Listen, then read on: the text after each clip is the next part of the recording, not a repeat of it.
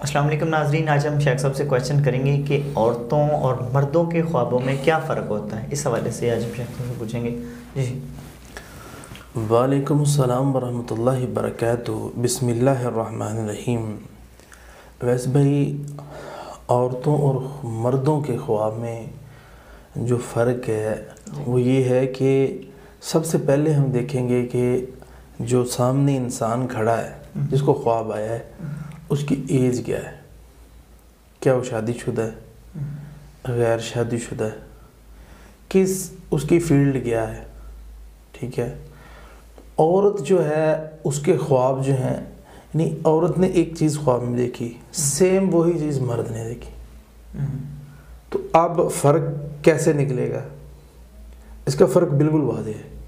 یعنی مرد نے انڈا دیکھا ہے، عورت نے بھی انڈا دیکھا ہے. ٹھیک ہے.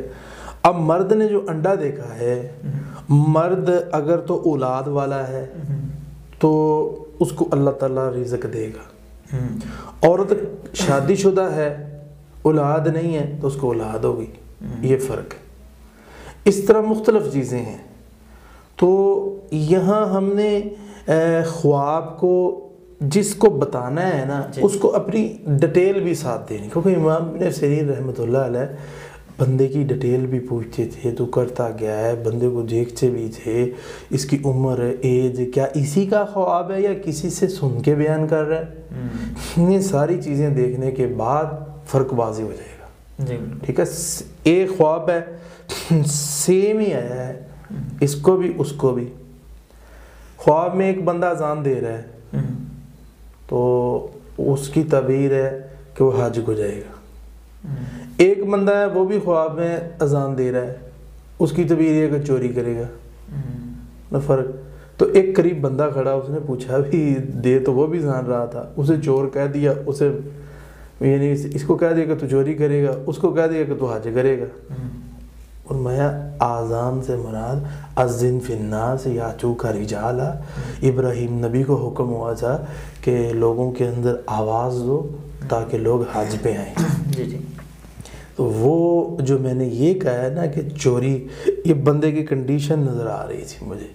یہ جو بندہ ہے اس نے اذان دی ہے، یہ بندہ حج کو نہیں جائے گا. اذن مؤذن ایتھا العیر. وہ پکارنے والے نے پکارا تھا کہ او یوسف علیہ السلام کے بھائیو، جانے والو، او سنو، رک جاؤ، تم چور ہو.